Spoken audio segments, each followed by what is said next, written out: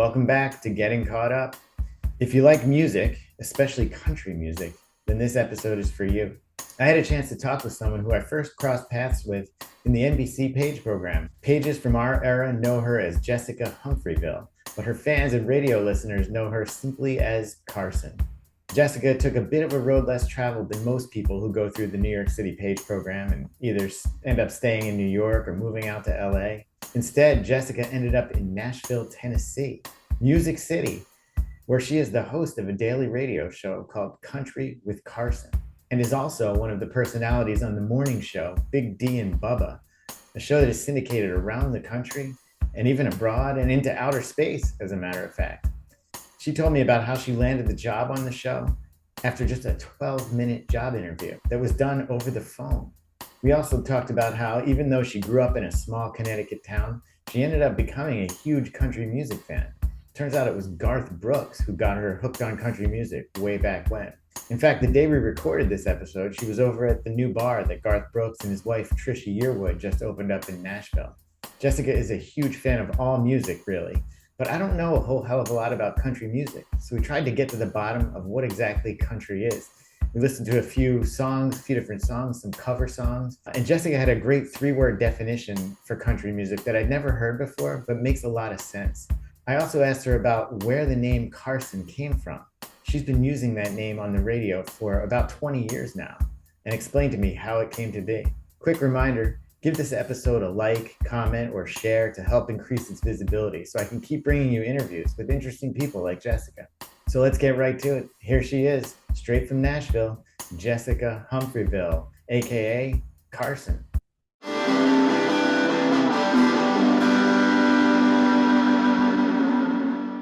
Welcome, Jessica, to the podcast. Good to see you. It's been so long. As you were just saying, counting the decades, which, oh my God, that makes me feel incredibly old. But yeah, we were pages way back in New York. I was there 99 to 2000. I think you kind of came as I was on my way out in my last few months. I think if I have that right. Yeah, I started December of 99 and I was there through December of 2000. Yeah. So I know we overlapped, but I believe I think you were already in assignments and stuff. Yes. So I would see you occasionally in the Page Lounge, but it's one of those like, oh, we all know the names and hey, how you doing? And we're at, parties or someone's apartment, but yeah, you know how it is. You're with the trend, like, especially December as a Page, like everybody you're giving tours with, they are your best friend because you're doing 18 of them a day. So many tours, and you've got the tree light. I don't know, were you there for the tree lighting that year? I was there for the 2000 tree lighting. Okay, yeah. So you know how crazy that gets, and it's a wild time there. So yeah, Page Program, like we had a little bit of overlap there, and then I was out, but you did the full tour, the full 1-year tour of duty, which not everyone can say they've done. A lot of people, come in. I knew some people who were in and out of that thing in like 2.5 months. I know there were people who got jobs right away, and I was like, "Teach me your secrets." But yeah, I never managed to find it that easily. Yeah, find something to do. But let's talk about the Page Program experience. Oh, you know what I wanted to say? I think I saw you post on Facebook, but you got one of these, right? Oh, yes, I do. It's actually like right off camera in a little basket. I did get my little pin. I was so excited. I haven't even taken it out of the plastic, as you can see, because I lost my original. Do you still have your original? I lost my peacock pin. I don't have my nameplate either. Yeah, I don't either. If I do, it's somewhere where I don't know where it is, but I'm pretty sure I lost it, and I'm annoyed about that. So I'm going to try to take good care of this one. But let's talk about Page experience. Some of the things you did when you were in the Page Program, obviously tours. We all did the tours. What else? What were some of the other things like that you remember or that stuck out in your mind? I did a stint in viewer services, which was eye-opening to the things that people will complain about when it comes to television. Like, oh my goodness, it was they're calling it because they didn't like something somebody did on the Today Show, but it was when I tell you, it was the people with the barriers. Yeah. Right. So it's the people who just showed up. They're like, oh, someone made an inappropriate gesture or something. And I'm like, well, that's not like Katie Couric's fault, or you know what I mean? Like Meredith Vieira has nothing to do with that. That was not Al Roker. And so you're like, I don't know what to do other than say sorry. That got a little wonky, but my main assignment was working with the vice president of studio operations. And so he, was over anything that was in that building, but he also, his baby was the Macy's parade. Oh, So right. Yeah. I was there for the Macy's, which, by the way, I still have the Macy's parade jacket. And yes, do I bust it out every Thanksgiving? I sure do. But Yeah. that was the coolest experience, because you're, as much as you're in it, and as well as I do, that when you're seeing how the sausage is being made, that like it can get, your hours are long and things Oh, yeah. can get so crazy, and everybody needs something yesterday. But there's that time when you can stop and take in the magic that, wow, I'm in like Herald Square and I've got the balloons above me that everybody watches on Thanksgiving morning. That it doesn't matter if you're at grandma's house, doesn't matter if you live in the city and you're overlooking them. Like it's such a unique experience to the country of, being like an American holiday and being so present in this idea of the parade and then being literally in the middle of it. It was really cool. Yeah. So, and I imagine the hours that go into something like that, which is off-site, you're outdoors, so you're in the elements, right? Like it's not like everything at NBC was very controlled. I don't know if you got Yes. that feeling, but all the studio shows highly controlled, and like on a really like on a quick, schedule. And like I did Conan for a long time, and I was in the studio for every one of those, and they cranked those out. It was a well-oiled machine. And I don't know, I never worked on the Thanksgiving parade, but was it like that, or was it more a little? It was my most distinct memory of it is literally how cold it was, because you're outside at 2 a.m. Oh my Prepping God. for Thanksgiving, right? Yeah. And it's you, and you have trailers and you have food trucks and stuff that come, but it doesn't matter. The trailer might have some heat in it, but it's that biting cold, right? And most of it is going to be outside and you're bundled up, but like it was just, you're in it, you're in the moment. It's hurry, hurry, hurry and go. And I remember falling asleep in the car on the way home, because I was, going to my parents' house in Connecticut. And so they had a car drive me all the way. Great. But Yeah. I fell asleep. I don't even think that we'd left the city. And I woke up about 2 streets away from my parents' house, because the hours plus the cold and the go, go, go of whether it's, you figure out that like one of the performers needed, not like true wardrobe malfunction, but like a button popped off pants. So does anybody have a safety pin? Well, no, go to Dwayne Reed and go buy like a needle and thread or something. Yeah. And, they send you, or, whatever, even something like, I remember my boss needing that super, super thick, like Norwegian moisturizer, because his hands were getting so chapped. And it was like, go find it somewhere. Like, okay. And then it's so silly. You're showing all these like badges and laminates. Like, Yeah. hey, yeah, like I promise I'm with them, but don't mind me trying to find the drugstore. Yeah. That is like the ultimate sort of page thing, like, because you're kind of the lowest, and they just, anything that's needed that, was not planned for or whatever, it's like, you got to figure it out.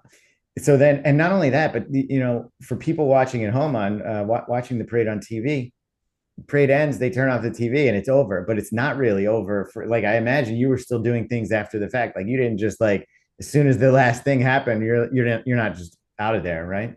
No, you're wrapping up that, again, you're cleaning up, honestly, Yeah. because, oh, hey, here's your production trailer. And that anything that you took from the office, maybe it doesn't need to go back. You can take it home with you, but it's still the packing up and the cleaning out and kind of, you don't want to say recap, but everyone kind of gets together and is there anything that we missed, anything that we need? And also, hey, we've been in the trenches now for the better part of a week. I mean, there were people who were on site a week and a half before, and then it's that, okay, bye, like we're all going home to Thanksgiving. So Yeah. you needed that maybe even 20 minutes of a decompression. Yeah. And so it was great, it was fun, it was hectic, but it's one of those where I look at and go, I could have only done it the once, especially like, cool, I'm young enough to do it, I can Yeah. go without sleep. But I think about the fact that the guy that I worked for loved it and it was his baby and he thrived in that energy. And I'm like, I couldn't do that today. I'd be like, oh no, bro, I'm sleeping in. Like, y'all Yeah. have fun. Yeah, that is a rough one. I don't think I could have done it then. I remember when I was in the Page program, the 99 parade, the weather was really bad. It was rainy though, but it was like a driving rain they were all in. And I remember being at home, I was at my parents watching it, and I was like, oh, I just feel so bad for all of them. They're just out stuck in this rain all day.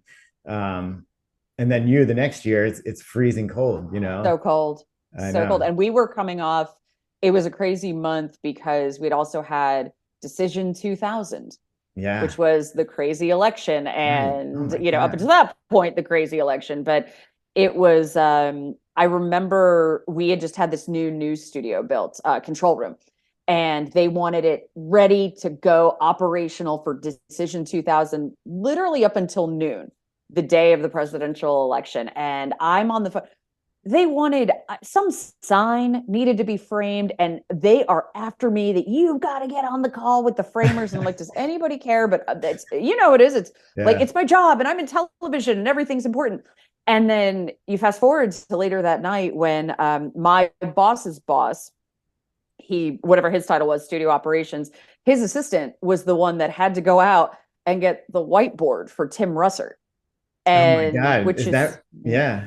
it's in the Smithsonian now, Yeah. right? And I'm like, I remember when they were like sending her to go do that, and I'm like, wow, that's a weird piece of history that at the time, obviously, you're just like, oh, that poor girl's got to trek down. Yeah, and Dwayne Reed, God bless, they're open. Yeah. Let's go. Yeah, I remember watching that one too. I was watching that on TV in my apartment in New York City. And that whiteboard, I didn't, who knew at that time, right? That was going to be such a thing. With all the technological advancements of that control room, we send out for a dry erase board. Yeah. Like, that was amazing to me. I feel like people do it nowadays. They do it intentionally too, because Mm-hmm. of that, because of the success Yes. of that night. Such a Um, cultural moment that you don't realize in the moment what it's going to yeah. become. Yeah, it's interesting. One thing that I think is interesting, we were talking a little bit about this before we started recording, is so I've had a lot of people on this podcast who are pages, um, Adam Wade, Andrew Goldstein, Tom Kelly, for instance, all pretty much stayed in the New York area. And then like Mm-hmm. Betsy Van Stone, Christian Blatt, they went out to LA. And then you ended up in Nashville, which I think is I did. interesting. And then surprisingly, there's other pages there, which I did. I figured you might be like the only page there, but I no, know. Here's where I thought I was the unicorn, but no, there's four of us that I've found so yeah, far. that's Um, amazing. yeah, and it was weird, but when I took the page job, like I really thought I'd always wanted to be in television. And what my actual goal was to be at MTV. So it was Hmm. music television. Amazingly enough, MTV stopped playing videos, so that music part was kind of out of it. But while I was a page, I got a contract position at MTV for 2 weeks, and they were kind enough to let me bow out of pagedom for 2 weeks and go explore this MTV. And it lasted the 2 weeks, and I was done. And so what I found was in that experience was, I do love television, but I loved the idea of, again, my passion's always been music. I'm not particularly talented at it, but I love talking about it, and I've, Sure. immersed my life in it. And so while I was a page, I thought, you know what? Maybe I go back into radio because a VJ job doesn't exist. Like, I wanted to be Ricky Rackman. I wanted to host Headbangers Ball. It was straight up, that's what, like, TRL was a thing, but it was all like really, yeah, it's Carson Daly and like guys that look like Backstreet Boys. Yeah. So it wasn't going to be the place for me, but I really thought, how can I, instead of going into TV, not that it wasn't amazing and fascinating to be part of these shows and the day-to-day operations of them, but you're young and stupid enough to think, I'm going to try this instead. So I got back into radio and decided I was either going to move to Nashville or Los Angeles because I wanted to go to like music cities. And New York is, while there's music in New York, New York is just everything, right? I Yeah. go, there's famous in New York, and then there's like, I go, it's cool if you're an actor, if you're a musician, but like there's billionaires next to you, right? Yeah. Like, I mean, like I met Jack Welch when I was at NBC. Are you kidding me? Like that's a whole nother level of stratosphere. So I thought, instead of, New York is almost too big of a playground for what I was looking for. So I was like, well, I'll either go to Nashville or Los Angeles, and I got a job in Nashville first. So that's how I ended up here. I wanted to ask you about what you were going for getting into the Page program, and whether you were more pursuing a career in radio or television. Sounds like it was TV, but I wanted to ask you if you remember on the tour, you remember the beginning of the tour was all about radio. And I just Yeah. wondered if that had like, impacted your sort of career choices at all. Like, you remember giving the tour talking about the slap and crack paddle, the theater of the mind, all that stuff, right? David Sarnoff. Like Yeah. I actually taught a radio class and I basically gave the NBC Page tour. That was what I did. I'm like, I'm going to teach you about, but that was the thing that I had actually worked in radio before I was a page, that when I was in college and I was at the University of Mississippi. I'm from Connecticut. I don't sound like people from Mississippi. So people in the local Mississippi area took notice of this girl who was doing college radio.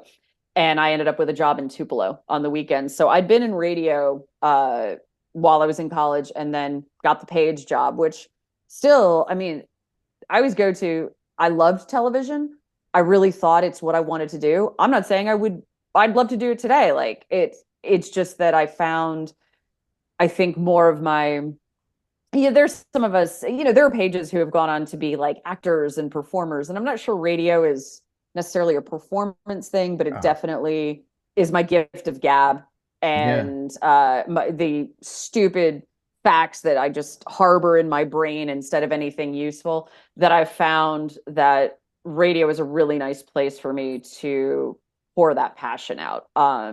As much as I think television production would have still been, I would have loved that too. It just happened to be where life took me. Yeah. Well, I mean, radio to me, especially if you're on air, it seems like a performance for sure, and especially now that there's video, even on your show, like you've got video clips. It feels like it feels like a performance. Yeah, it's I used to tell people that once upon a time in radio, you could just show up and your hair's in a bun, you're in sweat. I used to Right. go to the gym and work out before I went to work. And now hair, makeup, like you're on camera, you have to do it. And it's fine, it's lovely. It's just there are days where I wish I didn't have to get up, because I also, all due respect to your gender, I work with guys. They don't care. They throw on a hat and go to work. And I'm like, oh no, hair, makeup, everything must be done for me. Yeah.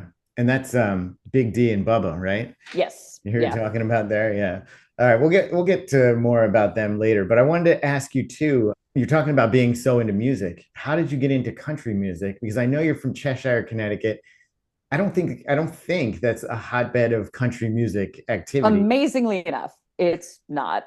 So I don't know, Andrew, if you knew this when I was a page, but I was a bit of a Nepo baby when it came to NBC. We all had connections, right, to get in, but like my dad worked on the 11th floor. I So know he worked there. Yeah. okay, yeah. Yeah. So I had an in, but my dad had been at NBC. And so back in sometime in the early 90s, he comes home from work one day and he's like, yeah, we've got something on tonight. There's some guy, he's like a country guy. I don't know, we're showing a special. And he's like, I don't know, people keep saying he's gonna be like this really big. I mean, I've never heard of him, but I don't know. So we all sit down to watch this special, and it's Garth Brooks. And it's Garth Brooks who is smashing guitars, and Garth Brooks who is hanging off ladders, and there's fire and there's water. And I didn't know any of his music, but he covered a Billy Joel song, and I knew Hmm. that. Do you remember what And it, song it was? oh, you may be right. Yeah, Oh, he really? covers "You May Be Right." Yep. So it's All right. and that was the special. This is Garth Brooks, and it was people. It's revisionist history in some ways, but people talk about like the bombast of rock and roll in that time period, kind of making way to grunge and the Seattle sound, and when you get into Nirvana, of course, and STP and whatever. That didn't talk to me so much as a pretty happy kid, that I just, like I didn't think life was that terrible. And so meanwhile, here's this guy that I get that he's wearing a cowboy hat, but he is using fire like Kiss does. And I don't know. So my dad went out that, and here's my poor dad who's like, oh, wait, she might be into country music. Cool. Now I don't have to Yeah. buy her these guys who are singing about like dirty sex stuff all the time. So he went and we went out that weekend. He bought me like 3 Garth Brooks tapes, and that was it. That's the man. I was hooked. Tapes. Oh my God. Yes, thank you. Yes, I. So you're saying that Garth Brooks on that performance was smashing his guitar? Because I didn't know Mhm. Garth Brooks smash guitars. Really? He's like that.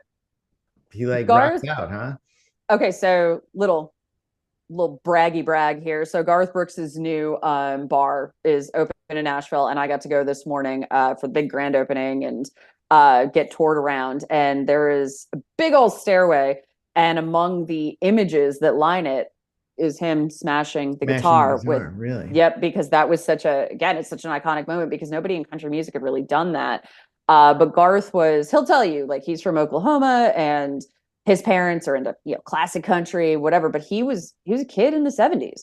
He's raised on Queen and Kiss. Like, he had that rock influence coming in. So, I relate to that in a very, very real way. Yeah. So, so he was my gateway to country music in Connecticut, where I was the only one in my high school that was wearing Garth Brooks t-shirts and Alan Jackson t-shirts and cowboy boots. And that was part of the reason I went to the University of Mississippi, because I thought, I'm going down south. And so you fully embraced it at that point then? I did. Garth Brooks. Yeah. So what year was that? Can you remember what year that was? Was that like his special? Yeah. Was that like mid 90s or something? I think it was like 91. 91 or 92. Someday, I believe it was 91 or 92. Wow. Because when we're talking about smashing guitars, I feel like that, all right, the Who did that way back in the day, right? Right. I think Pete Townsend started that whole thing. But then Nirvana, Kurt Cobain was smashing guitars like crazy in around 91. So I just did not know that Garth Brooks was doing that. He's a performer of an entirely different level.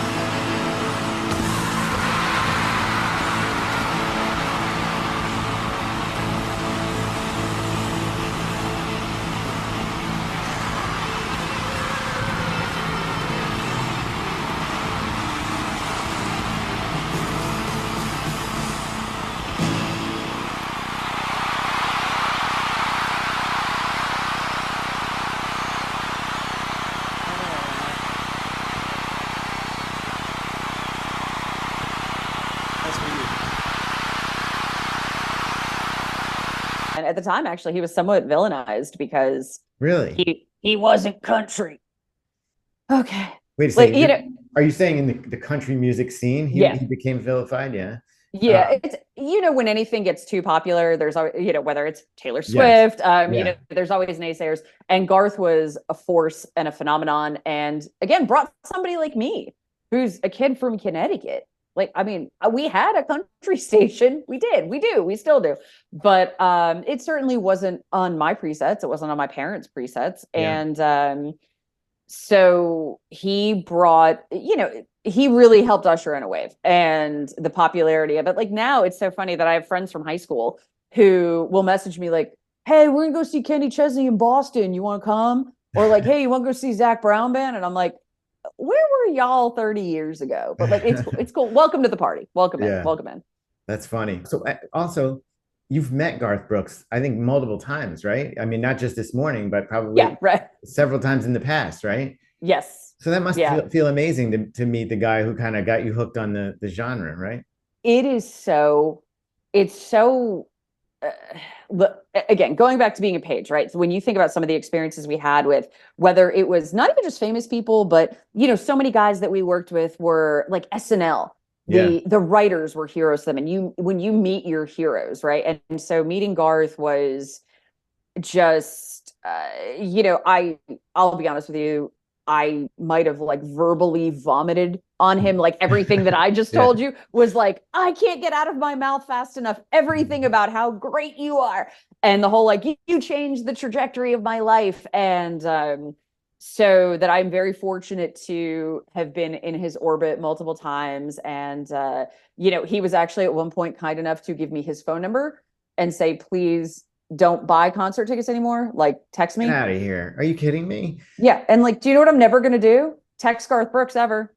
No, I did it once because it was my friend's birthday and he knows her very, very well. And I was like, hey, just want to let you know it's her birthday. Otherwise, like, no, I don't Oh want my that. I God. don't need that. Jessica, But it's very you've got to cool of text him him. and get tickets. You could get Yep. probably backstage and everything. Are you kidding? Like, but even like, it's that whole like, I I always, get, yeah, I get what yeah. you're saying, but I mean, like, you might be like, I think I'm not saying abuse it. Like, hey, I need 30 tickets, and we all want to come. You know, I just always go back to I've been fortunate to become like friends, or maybe it's better to say like colleagues yeah, in our world, because entertainment. sure, Um that because I'm, let's say, friendly colleagues with some people who are artists or in bands, and I still like, I'm a fan, and I am willing to buy your tickets, and I never want to ask for freebies. And I've had like, I'm going to see a band next week, and I text the guitarist like, hey, would love to see you if you have time. Would yeah, love to meet up with you after the show. And he's like, cool, I'll leave you tickets. I'm like, no, no, no, already bought the tickets. yeah, Why do you buy? And he says this every time. Why do you buy tickets? And I'm like, because I'm a fan. You don't owe me anything. But and as much as we're friendly, that's the other thing. Like, I don't impose on my friends. sure. And So Jessica, that is, I mean, that you are, beyond polite. That is the polite thing to do. I'm sitting here like, maybe we should call Garth Brooks right now, since we got his number. G Dog is sleeping. I can tell you, he's been up with GMA all morning. Yeah, So yeah, yeah, yeah. he I bless know. I'm him. just Like, kidding. I went. I would never ask you to be like, yeah, let's get your phone out and call Garth Brooks. Well, it's so funny because you mentioned Betsy Van Stone had done your podcast, and when she and I met up last time I was in LA, she's like, "Okay, I have to ask you, like, are you friends with Garth Brooks?" And I was like, "No, ma'am." She's like, "Wait, you have his phone number?" I'm like, "But we're no, like, Yeah, I've I used it mean, once, and that's I'm like, he's I very lovely. He recognizes, to his credit, that I am this very big fan, but also, I guess I'm not a scary fan." That he's like, no, she's okay. We'll let her come to stuff. But no, he's beyond, again, anything I could have imagined. so So that's amazing. I would say if you have his phone number, right? If he gave you the phone number, right? He gave you the number. I think you're a friend. I think you're friends with Garth Brooks. I mean, friends in low places, right? But like, yeah. Okay, I just that's a good song. I know so few country songs or Garth Brooks songs for that matter. Yep. But that is a good song. It's I do like that song. Now, yep. what's your favorite Garth Brooks song? Oh my, it's like deep cut off his fourth album. So One Night a Day.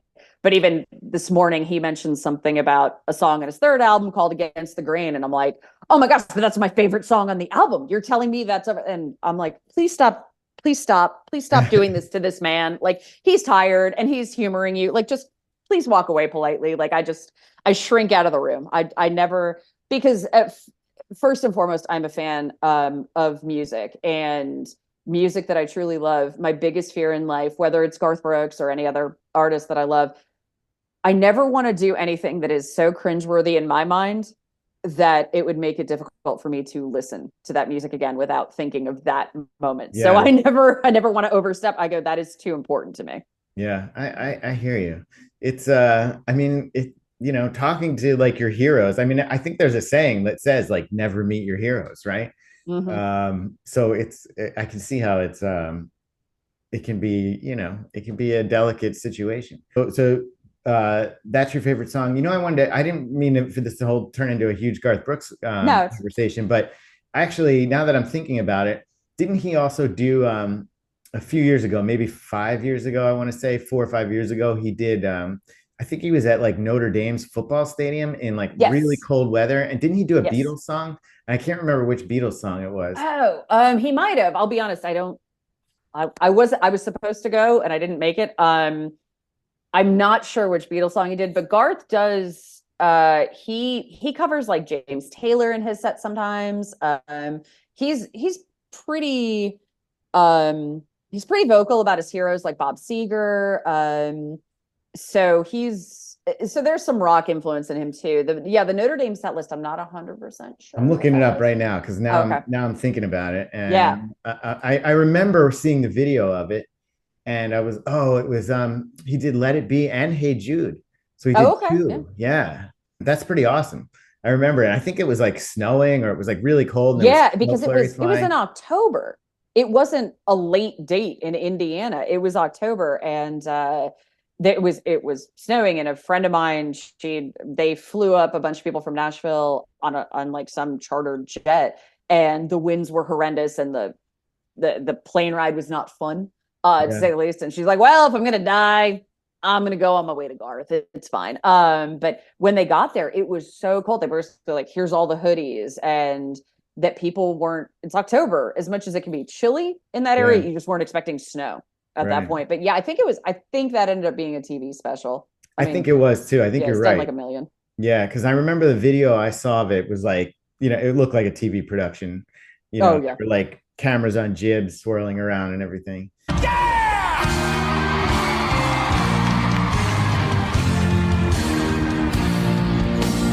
Find myself in times of trouble.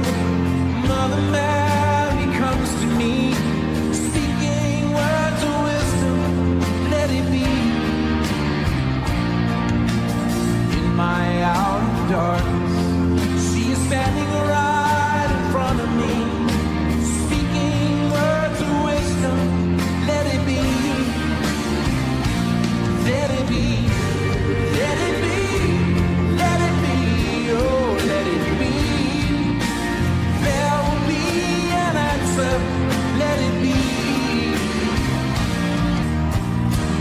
Hey Jude, don't be afraid.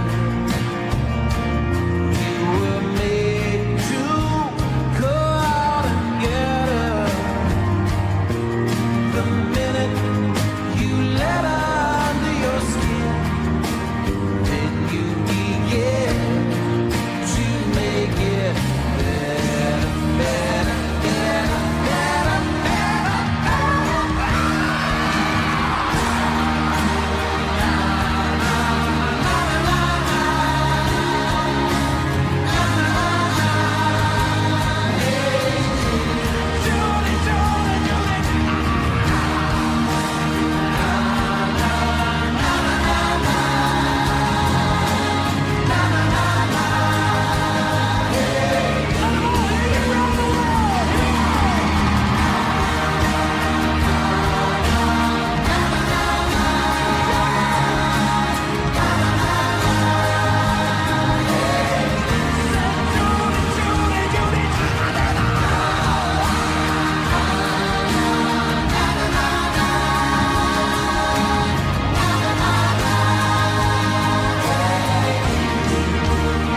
Garth Brooks, there you go. So he got you into country music, and then as far as getting into radio, you didn't go straight to Nashville, or maybe you did, and then you go to upstate New York for a bit too? Yeah, I after I was a page, I actually got a job in radio in Hartford, Connecticut. And to be perfectly honest, I was on a station that was, how do I put this? They call it adult contemporary. And I was like 23, and I'm playing Dan Fogelberg, and I have to identify the Eagles as a light rock favorite. Like, I'm going to Megadeth shows at night, and I have to get on the air the next day, and I'm like, hey, so apples are in season. And it could have been like the nicest environment. The people were lovely, huge cheerleaders for me, but it was that I could have stayed there and really probably grown with the station and the career. But I was like, you need to get out.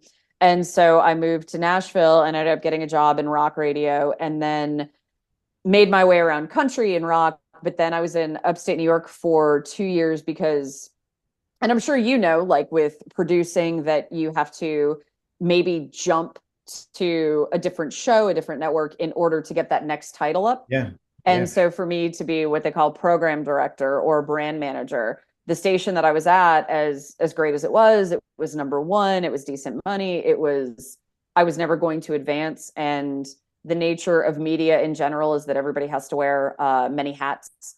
And so if I am just strictly one thing, if I have one title on that business card, it may not be enough to keep me the next time there's a round of layoffs. Yeah. So I needed to go and get that higher title in addition to the on air. So that's why I went to Syracuse, New York for I think it was about 2 years. Oh, Syracuse. Yeah.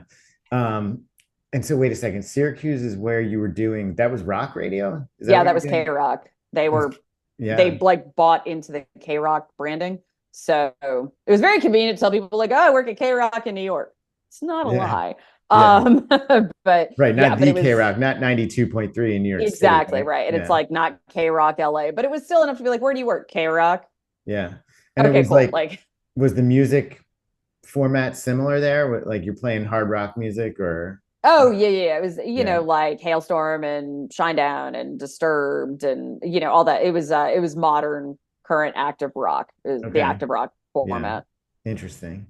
All right. So Hmm. then you're up there. And then how do you go from Syracuse down to Nashville? What happened? So it's see how quickly I can give you the too long didn't read version. So this job in Syracuse, I was actually fired but was told I needed to stay on the air for 3 months. It was radio's a weird game.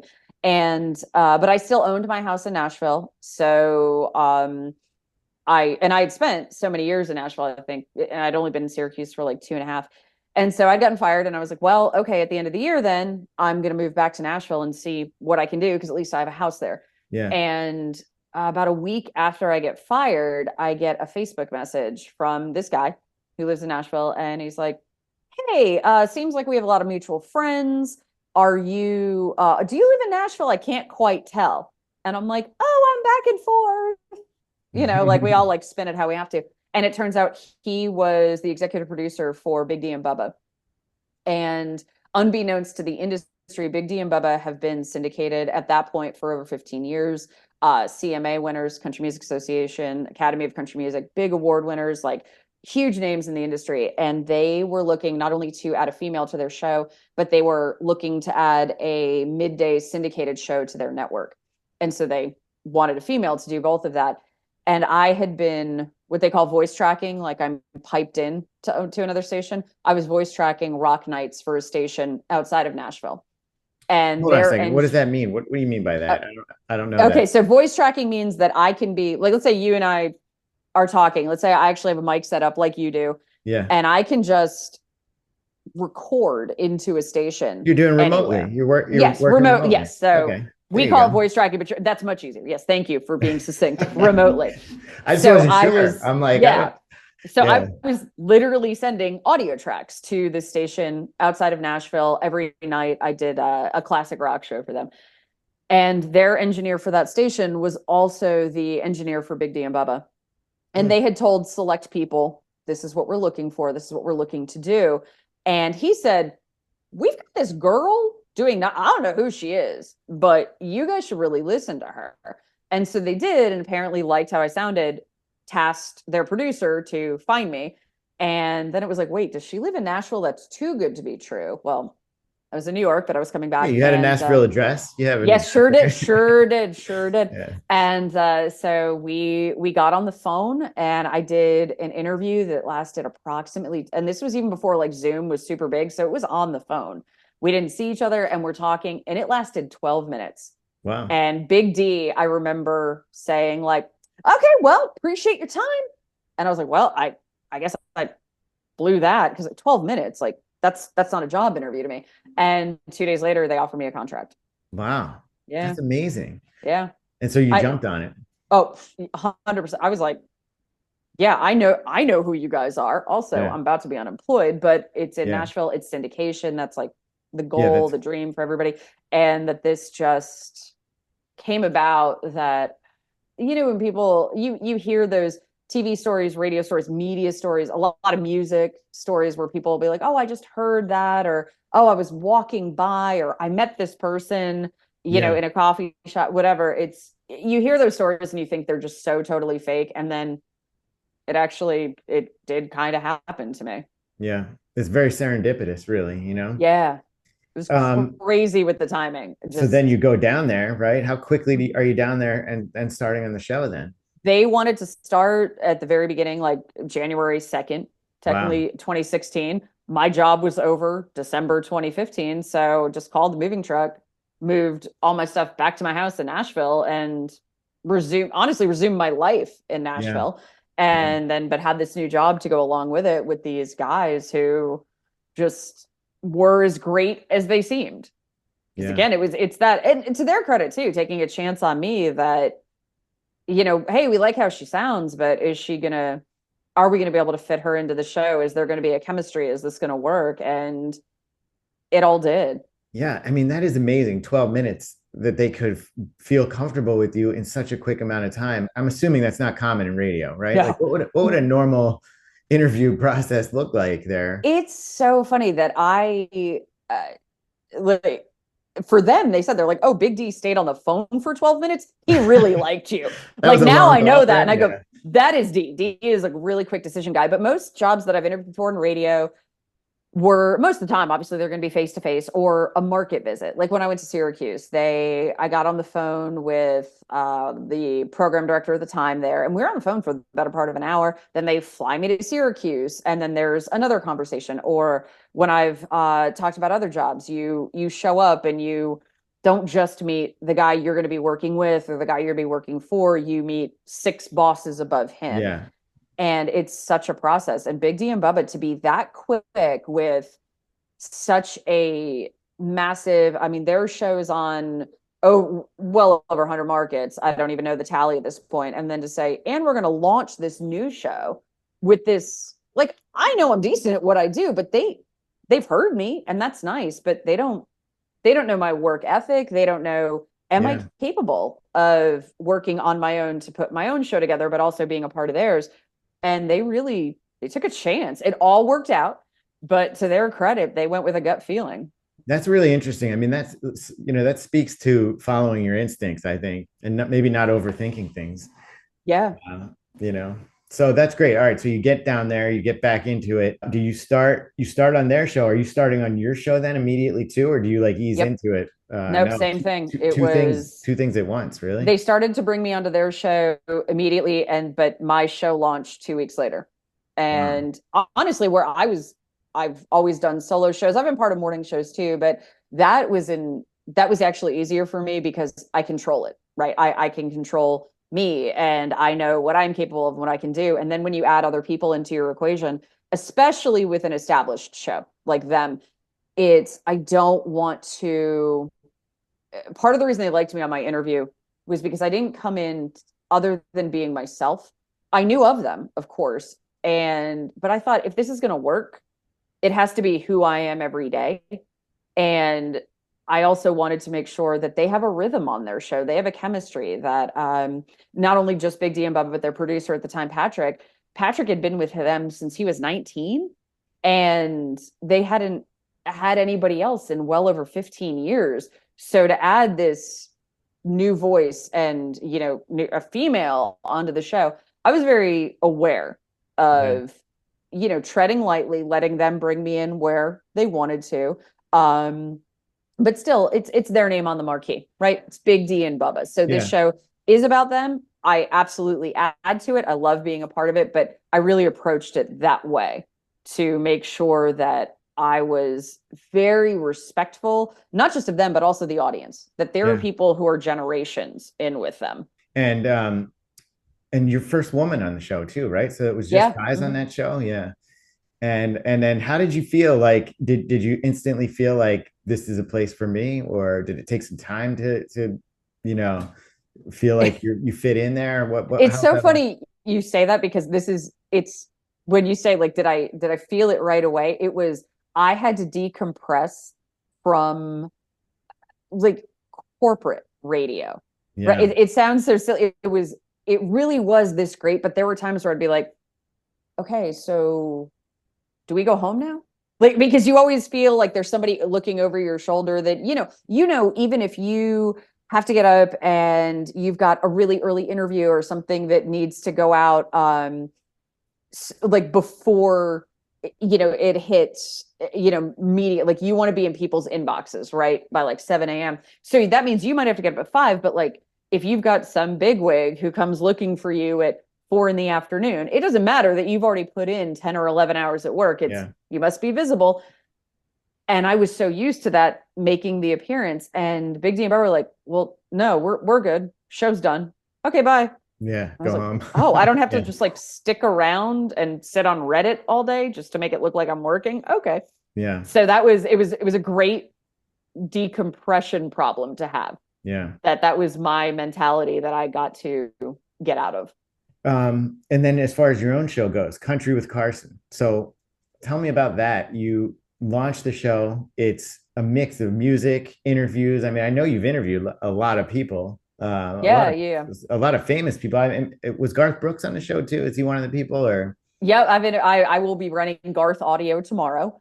Oh yeah. Also his wife Tricia Yearwood. So that was why, like, it's not like I was special guest invite to the bar. No, they like invited press people and we get to do interviews with him. Yeah. But yeah, I've for the most part, it's a lot of country artists, but I've also gotten the opportunity to interview some actors here and there. And I noticed that. Yeah. yeah, some of the Yeah. One of the ones that stuck out to me, Jessica, was Silent Bob. I was gonna say like, that I did. I had like Jay and Silent Bob. That like I am a huge fan of the View Askew universe, and I love Kevin Smith. And I'm sorry, not Silent Bob. It's Jay, but right? Jay, Jason. right? Yeah, Well, Jay. I interviewed Kevin Smith as well, but Oh, yeah. Jay.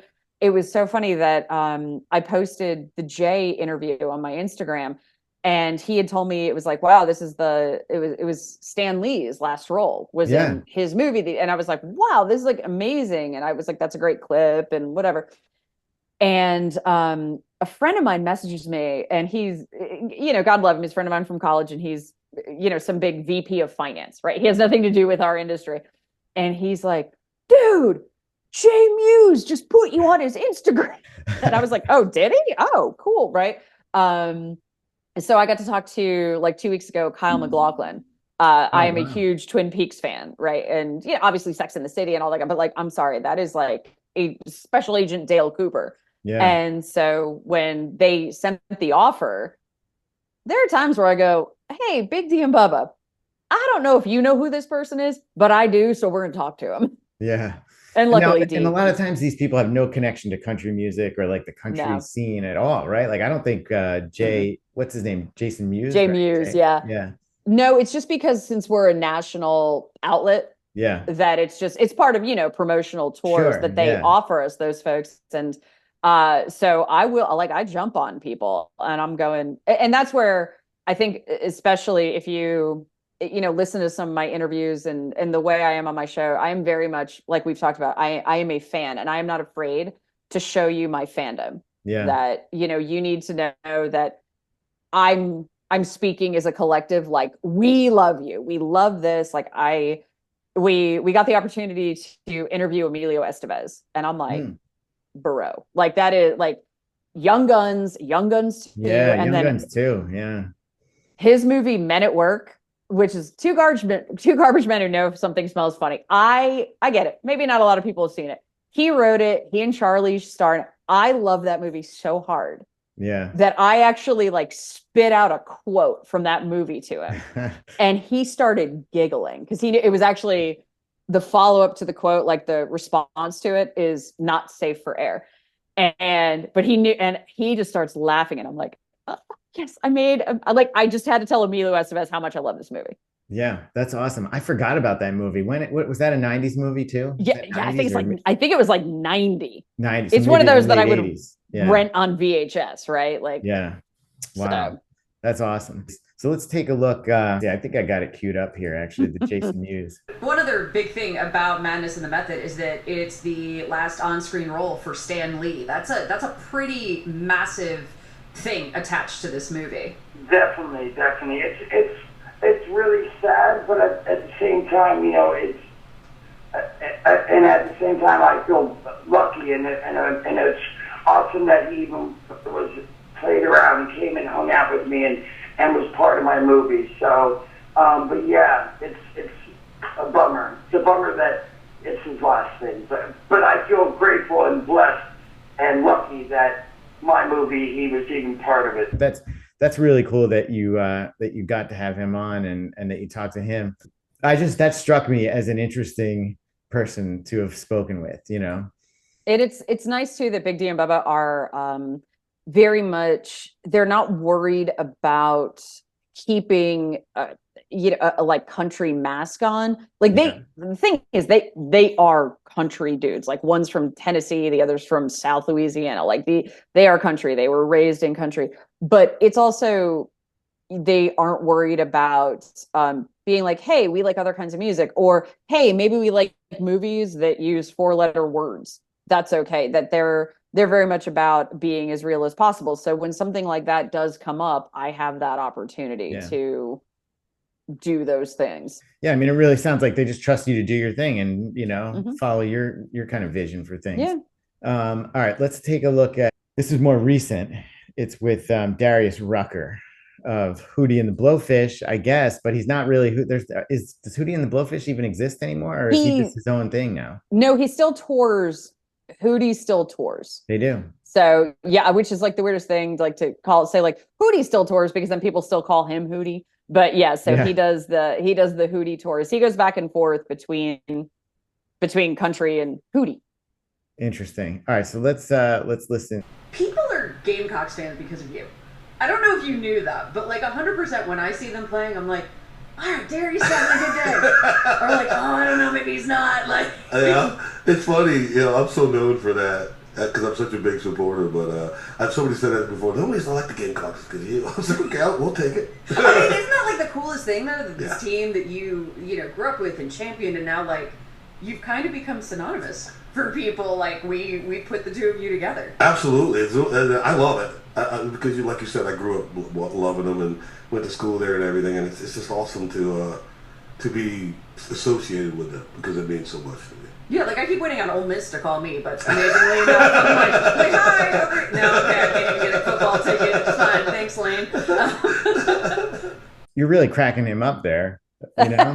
That's great, well, right? Is that fun? You know, it's fun. I also okay. I don't know. Have you had mentors in this industry, in your sect of the industry, or did you just find your way? I've mostly found my way. I would say there's one person who's like mentored me a little and who I've been able to call in certain situations and ask for advice, but not really. What about you? What I'm getting to is that nobody ever took me, like, honestly, I had more, I think, help in television. But nobody ever like took me under their wing when I was in radio, and they're like, let me tell you how it is, kid. Like, I just bumbled my way through this industry, and that includes interviews. So my style of interview, I guess, is not like everybody else's. And I'm not saying that mine's unique, but there are people who have set list of questions, and they are going to, whatever the question may be, ask it, let them answer. Okay. I have conversations, and I just thought that's how you're supposed to do it. So that's why and to me, a conversation it's a give and it's a take. So yes, I am interviewing Darius Rucker, and he is the focus of this interview, but if I think it's so cool, not only that, hey, you know, I think of Darius when I think of South Carolina, but man, I wish my college looked at me that way. Right. Yeah. So, I like the idea. That's just how I approach it, is I have conversations. And so that's most of my interviews kind of come out that way. Yeah. And so with Darius Rucker, maybe it is cracking a joke. It's more real to me. I also just like the idea of, it's weird when you're sitting with an artist or someone famous and, you know, they've been asked the same 60 questions over and over, but there's just different ways you can phrase them and make them flow differently. And I guess that's just what I do. And sometimes if it strikes me, like, yeah, I can reference Ole Miss during, you know, talking about Darius Rucker, about the SEC. He gets that. Yeah, it's funny. I mean, it is conversational, you know, and I feel like it's probably a relief to him because he's going around on tour, like of just interview after interview. And, you know, like you said, they can all be the same or kind of blur together, you know. That everybody needs the same soundbite, right? And you're there, you know, as well as I do, these people are there for promotional reasons, and we are absolutely going to hit that song, that movie, that TV, whatever it may be. But there's just, the way I approach it is just, I didn't realize it was somewhat different. I'm not saying other people don't do it, but I've been told by some managers and labels, they're like, wow, that was like, you just had a conversation. I was like, isn't that what talking is? But okay, it can be different. I get that. Yeah, it's cool. You know what else I like too? So you take a photo with everybody that comes on. Is that right? Yeah. Yeah, those are cool, and I love the little logo you guys have. Country With Carsen, it looks good. I try. You know, everything's about branding. Got to brand it. So with Rucker, I always think of him. I always think of the Dolphins. Whenever I see him, I think about the Dolphins because of that lyric from their I think probably their most famous song, right? Yep. What is it? Only want to be with you. Is that Yeah. what it's called? You know, like I'm such a baby. The Dolphins make me cry. The Dolphins make Yep. me cry, right? And the other thing I remember too, I think Dan Marino is in that music video, right? Doesn't he throw him a pass? Sometimes you're crazy, then you wonder why. I'm such a baby, cause the Dolphins make me cry. Yeah, because when people heard the song, they just thought like, oh, he goes out and looks at dolphins. It's like, no, he's such a rabid Miami Dolphins fan. That's what I thought. I thought it was like he was being poetic about dolphins crying in exactly. the ocean, like sad dolphins. Like no. Yeah. And so, but so he's doing country and he's doing Hootie and the Blowfish. Yeah. Because I see him every now and then. The Today Show will have him on or something, and it seems like he's talking about country music. Yeah. He's been very successable for, gosh, it must be, I want to say like his first signal was like 08-ish. So it's been, right? I mean, it's been well over, and he makes great, the thing is, look, we all owned Cracked Rear View anyway. And then he's got such an amazing voice, and the songs he's done in country are so good. And he's such a delight, but also he can seamlessly go back and forth between that and Hootie. Interesting. Hey, so the other thing is I was looking through your Instagram, and then here you are with Barry Manilow. Oh yeah. You see that? I do. What's the situation here? You got to tell this story because I don't think Barry Manilow has he done a country song? Maybe he's done a country song. He actually he did Garth Brooks's If Tomorrow Never Comes. It's either If Tomorrow Never Comes or the other slow song. But I think it was If Tomorrow Never Comes. But he's covered it while he's been in Nashville because he's covered artist stuff here and there.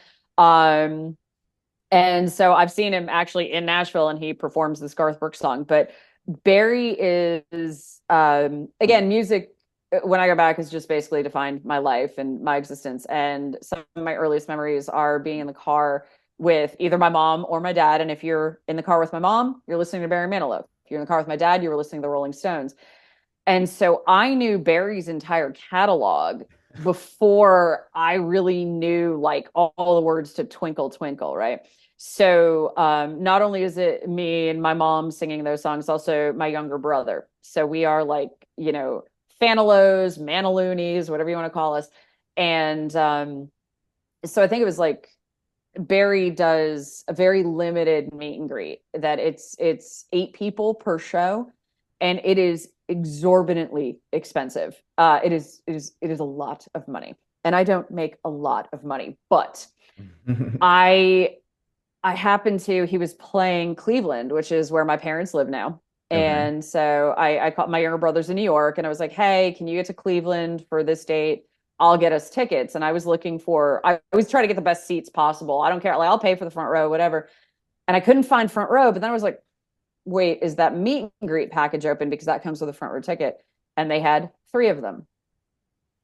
Okay. So that's what credit cards are for. Yeah. So I pulled the trigger and I bought the 3. It's front row, and it's not just like meet and greets usually it's like a cattle call. They bring you in, like take a picture, you're gone. This was a whole experience. You're in a room, they're serving you champagne. Really? You go in and talk to Barry. It's amazing, but that's why it's limited to 8 people, and all the money goes to his charity, which is the Manilow Music Project. It puts musical instruments in schools, which I'm a huge proponent. So that's very nice. Yeah. Very lovely. And so my mom's like, I'm like, yep, okay, we're going to go to Cleveland. I was like, you're going to meet him, and I am never buying you another Christmas gift, birthday present, Mother's Day gift. This is it. You are done. This was recent too. This was last August. I guess, right? Yeah. It was last August. And it's okay. It's so ridiculous that that was a Thursday night in Cleveland, and I had to come back to Nashville that Friday because I had Guns N' Roses on Saturday. Oh my God. Wow. Look at you all over the place. Look, you're seeing all the bands. All right, but hold on one second. So these tickets are really expensive. Maybe this is an impolite question, but can you tell me, you can choose to, choose to decline to answer. How much? Oh no. I am very transparent about money and also big fan of it when it comes to salaries. Please make sure you tell people your salary. But no, I paid, I think it was about $6,500 for 3 tickets. Oh, okay. That was a little less than I was expecting. That was, I honestly, I thought they were going to be $3,000 a ticket. So wasn't I pleasantly surprised? Yeah. Wow. So that's pretty good. Yeah. Barry Manilow better not hear this though, because then he might raise the prices on it. You know, I was thinking it was going to be like $10,000 a pop. Same though. And I said, and I was like, well, you know what? Again, this is it. It's one time. We're going to do this and it's done. I mean, the man's 80. Yeah. So. Is he really? He looks pretty good for 80. Yeah. Huh? He and Mick Jagger were the same age. Yeah. All right. So, okay. We're going to talk about that. One other thing. Did at any point when you were looking at buying these tickets, like, did you think maybe I should give Garth Brooks a call and just see if he knows Barry and if he can like? Never would I ever. Actually, I know Garth's wife Trisha sang on like a Barry tribute thing, I think, and she got Barry to play piano for her.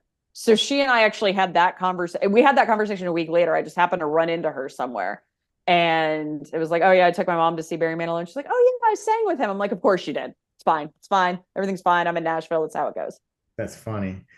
Okay. So talking about your dad, that's interesting. He's a big Rolling Stones fan. Yeah. So he wasn't, I mean, he's the one who basically introduced you to Garth Brooks, but that really was not like his cup of tea. No. I mean, now he likes Garth. I've taken him to Garth shows, but no, like my dad's that, 60s was really into The Who, like we talked about. The Who and the Stones, Paul Revere and the Raiders. So I grew up with this great mix of like classic rock and Barry Manilow. But my mom also listened to pop radio, but my dad had just front to back Stones. And so I grew up this rabid Stones fan, and now I've seen them on every tour since '94. Have you really? So that's another. This summer is dedicated to the Stones. Like I'm going to New York for 2 nights, and then probably Boston. I'll be in Cleveland, Atlanta. I'm going to meet Christian Blatt, another Page. We're going to go to SoFi together. Oh wow! Really, you two are going together? Yeah, we bought tickets at the same time, and I don't know if we'll be sitting together because the tickets are what they call lucky dip. You don't know where you're sitting in the stadium, but we'll definitely meet up out there. Interesting. So you've seen them every tour since '94. '94 was Voodoo Lounge. I actually saw them on that tour in Philly because I'm from right outside Philly. Yeah. I saw them at the Vet. Where did you see them? Giant Stadium, which is now MetLife, but or whatever it was back then. I know. I'm like, I just call it Giant Stadium or the Meadowlands. You saw them in a big stadium. That's the same thing. I saw them in Veterans Stadium. Yeah. I thought it was, and I'll tell you this too. It was raining. It was a driving rain the whole night. It was like it was early September, so it wasn't uncomfortable. It was pretty warm out actually, but a total rain like the entire time. And they played. I thought they were awesome. Yeah, I imagine they had that big stage with the it's not a snake, but it was like something that goes up and over that I'd never seen before. And I was like, wow, like they changed the stadium game absolutely. And they're just. I saw them in Nashville and Atlanta on the last tour, which I think was 2021. And I happened to be front of the pit both times. And I'm going, there's just, even being that close, you're just so amazed at the showmanship and musicality. And just, it really is the greatest show on earth. They're still so good. Yeah. I mean, it's amazing. He's 80 years old. He certainly does not look 80 or really act 80. Act it. But, I mean, but the other thing about Jagger that I remember is that the entire time he's moving, he's like on the run. I think I read somewhere he moves like 8 miles, or he goes like 8 miles during a concert because they have these huge stages. And like you said, it was almost like a catwalk, right? It was like a curvy catwalk that he was going out to the end of. And between going there and all the way to the opposite end of the stage, it's like he was all over the place, And he never lets up. Yeah. Like there are some artists I've seen where like they'll let you know how tired they are, but in a good way. But like, I mean, he might be sweating, but he does not look fatigued. It's superhuman. Yeah, it's pretty amazing that he can do that. Okay, so your dad, I wanted to talk about your dad because you have this clip. I guess this isn't that recent, but this is from Big D and Bubba, where you're talking about your dad taking you to a concert and picking you up from a concert. So hold on, I'm going to play that clip. Well, you guys know, last weekend I went to technically go see my parents. That's not really why I was there. I went to a concert, and it's the cutest thing. My dad's like, "Do you want me to drive you?" And so my dad dropped you off at the concert. You were 14. That's adorable. It was the cutest thing. And so then I said, okay, I'll text you when the encore starts. And so he picked you up too? He picked me up too. Oh man. And of course, you know me, I'll talk to a tree, so I'm talking to these guys next to me and like, oh yeah, I'm staying with my parents and here's the area. They're like, oh, we live right by there. Do you need a ride home? I'm like, no, my dad's coming to get me. That's great. That's so sweet. It was the most adorable thing. I kept saying, thanks, Dad. All right, honey, did he? I'll pick you up right over here. He did. He like flashed his lights. So that you're the only like white CRV. Just say, did he give you quarters to play at the arcade? That's so funny. So what concert was that? It was Wasp, an 80s like Wasp. Yeah. Oh my God, you're pulling out some names here that I haven't heard in a while. You know, it's like I am a rabid Wasp fan, and they finally did a tour, and I'm like, they're playing Cleveland, and it was a month, and it was the month of November, which is my busiest month of the year because we have in country music the CMA Awards, and so that takes up an entire week, and then of course Thanksgiving, and I'm like, I had been planning like I'm gonna fly everywhere, I'm gonna catch.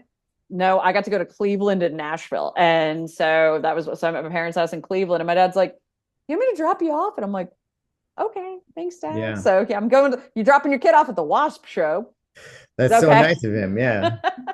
But that's good. Then you don't have to worry about parking, and you don't have to worry about, you have a few drinks. You don't have to worry about driving home. It's like your own, you know, it's almost like an Uber driver, except it's your dad. Exactly. It was an Uber that I felt very safe with. Yeah, absolutely. Okay. So you've got this music and just this music knowledge. First of all, you love it, obviously, and you've got all this knowledge. You've really been able to sort of parlay that too into, you know, the showing up as a music expert on some TV shows, or at least one TV show. This it's like a docu-series essentially is what it is, right? It's like Music's Greatest Mysteries, I think is what it's called. Is that right? Yes, the Emmy nominated. Yeah. I was trying to throw that in for them, but yeah, on Access TV. So they had me on. I thought it was 4 seasons, but they were half seasons, so I guess it was 2. Yeah. But I'm wearing 4 different outfits, so that's how we know. Nice. So I watched one of those clips, which I had no idea about it, but you're talking about the devil horns, right? And here's how like kind of lame I am. I didn't even know that there was a name for this sign, right? I didn't know that was called devil horns. I just thought it was like something people do at rock shows, you know. But that was a really interesting story about you know, that's the other thing.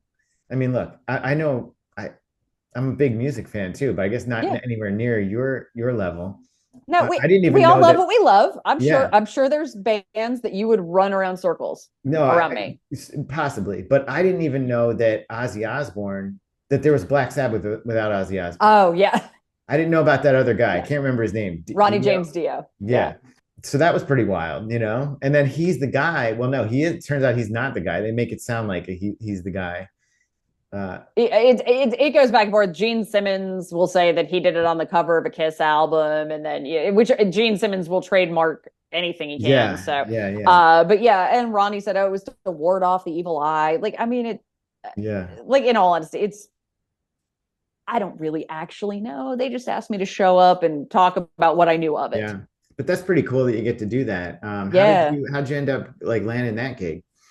They the production company that put it together, I think Texas Crew, they worked with a production company here in town, and they reached out and said like, hey, do you know any music people? We want to do this show, and is there anyone we can talk to? And this company had worked with Big D and Bubba, and so they came and talked to us, and they were like, oh, we'd love to have you on, and then really liked how much I knew and how prepared I was, and they're like, will you please come back and do more? And so that's how I ended up on all of them, you know, doing all of their, I guess, seasons or whatever you call them. Yeah, and you're like you're like the authority on these stories on there. They get Matt Pinfield at one point, like my cousin. I saw him. I saw him in there too. That's interesting. What's he up to these days? Matt, I believe, is actually hosting a radio show out of Atlanta. Yeah. Like an alternative thing. I believe he's part of that. And he's still just kind of being Matt Pinfield, and people go to him when they need a music expert on stuff. So he might be on like a Sirius or something like that. He may also Interesting. do satellite radio, but yeah, he's still very, very active and known and notable. Yeah, I mean, he was like for a time there on MTV. He was like, talk about an authority. He was one of the authorities on like hard rock, heavy metal type music. Everything. Yeah, Yeah. he absorbs it and he can spit it right back out. And my cousin, who, bless her, we have nothing in common musically. She's like, "Oh, you do that TV show?" She's not impressed. And I guess she watched it and she's like, "Oh, you're on a show with Matt Pinfield?" I'm like, "Thanks." Appreciate you. Yeah, that's funny. He saw Ozzy throwing a peace sign, and he loved how it gave his fans something to connect with and throw back at him. Although there is some legitimacy to it, that he's the one that started it. Because if you look at the cover of Love Gun, their album from 1977, his fingers happen to be in that shape in the lower part of the album, but really, does he have a case? She was nominated for all sorts of awards. You couldn't get away from Avril Lavigne. And then she disappeared. Could it be that she's just not Avril anymore? We all love a good conspiracy theory, and there are little things that when they add up, you wonder, if there's not a little bit of truth to it. No, you're great in that, and thank it's you. good to see you on there and doing that. Seriously, that's great stuff. I mean, I know that like the radio thing is like your main, your main gig, but but don't get it twisted. This was like my dream in life, is to be on TV talking about music. I'm like, yeah, let's seriously. do this. And a friend of mine called me one night, or he texted me one night, and he's like, "Am I drunk, or are you on my television talking about fake Avril Lavigne?" I'm like, I can't speak to the first, but definitely the second. Yeah. So let's talk about music too. So you know so much about it, and I know so little about country music. In fact, one thing I did notice my shirt. I put on a flannel shirt, thinking if we're gonna talk a little country music, I may as well put on flannel. But then I was looking at myself once I put this thing on, the Zoom thing, and I'm like, this could just come off looking like 90s alternative. Really. It could be grunge. It's fine. It's fine. Is that what do country guys wear a flannel? I feel like they're wearing flannel, don't they? Actually, what so many country guys are into right now is vintage. That they're all wearing vintage rock shirts. Oh, really? Sometimes they'll wear vintage country, but those are harder to come by. But like a black like band shirt. Oh yeah. Like I have a pretty extensive vintage collection. That's my other very pricey hobby, that and concerts. And I've had some country artists offer to buy shirts off my back. Get out of here, really? Yeah. Because they're certainly like, I don't know how much of that world you would ever be a part of, but when you go to estate sales, yard sales, Connecticut, we call them tag sales. Nobody else in the country apparently calls them that. I still do. But when you go and you find these people who are cleaning out, whether it was somebody's collection who passed away or whatever, you find these shirts that people wore until they fell off, or that they would use as like an oil rag. You can't make new old stuff. And so it's such a badge of honor of like, yeah, I've got that Metallica shirt from like, 89. And like, I've seen Jason Aldean wear that. Really? Yeah, there's a lot of those guys who are very into that. Like I had one guy, I was wearing a shirt from 1978. It wasn't even a band shirt. It was like some local high school's like turkey football thing, whatever. It was just a cool looking shirt. Yeah, turkey bowl, right? And this one artist, he spent 5 minutes of my 10-minute interview like, no, but seriously, how much do you want for that shirt? Like, get out of here. I'll trade with you right now. And I was like, well, I don't have anything else to wear because I didn't come prepared. Yeah. And that was 5 minutes of my 10 allotted minutes. Was like, but I want that shirt though. So how much do you think you get for some of those shirts these days? I just recently interviewed Keith Urban. Oh yeah. And Keith Urban is he appreciates the vintage shirts. And so I have a 1992 or 93 Johnny Cash Merle Haggard t-shirt from when they did a chili cook-off in Texas. Oh, wow. And I've never seen another one. I've looked for them online because the tag I have, somebody handwrote in Sharpie sample. So I don't even know if the t-shirt was actually ever made, because sometimes that happens for bands that are merchandising. They print up samples and they pick which ones they want. So I don't know if this was ever even produced. Yeah. So that one, and Johnny Cash is super hot. People, will always, country, I'm be country. I like real country. They want like Johnny Cash stuff. They want Merle Haggard. That one, I think comfortably I could probably throw it up for like $300. And Really?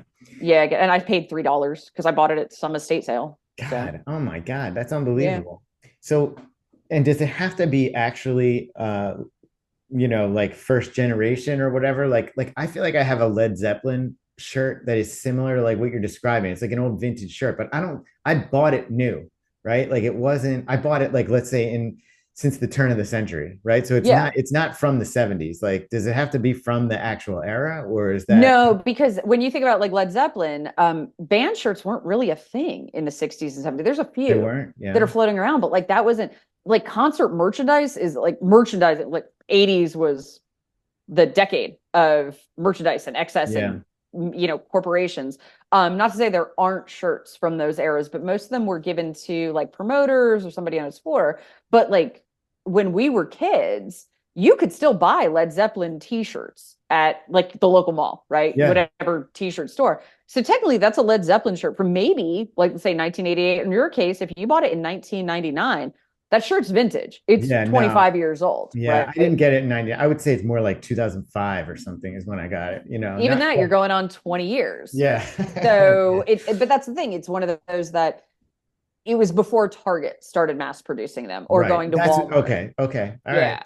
So it's Yeah. before So that's like the thing, you Target just- just started, Oh my licensing. God. Like Yeah. the amount of people that I know that I see because Nashville is also unique for the country music or music industry in that we're a hub, right? No other format has that. Yeah. So everybody, all the publicists and managers, and I know a lot of younger girls who are making their way, and they all wear Def Leppard t-shirts, and I'm like, wow. And I never want to gatekeep. I don't want to be like, name me 3 Def Leppard songs. I'm not that guy.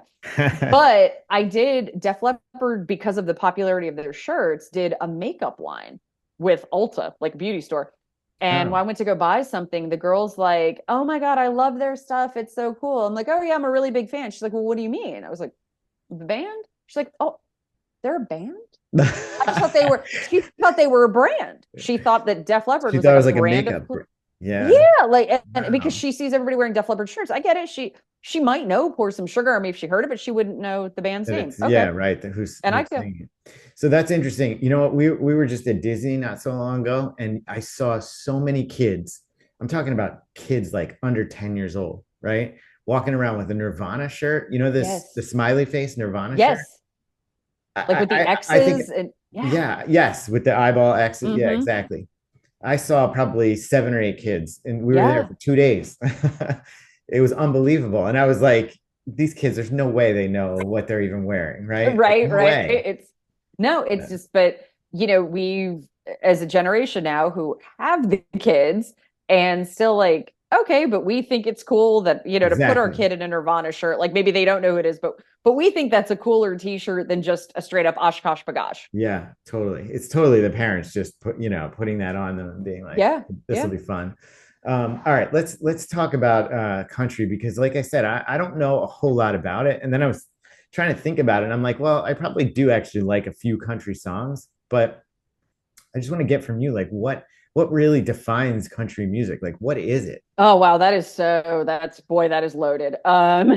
Is that a loaded question? Like, well, because, there's so much debate about, like, again, like we referenced earlier, when Garth came out and like, Garth Brooks ain't country. And like, then you fast forward to like a Luke Bryan or Florida Georgia Line, they call it like bro country. And but when people talk about like, well, Merle Haggard, Johnny Cash, that was country. And it's like, well, those guys were also disruptors, right?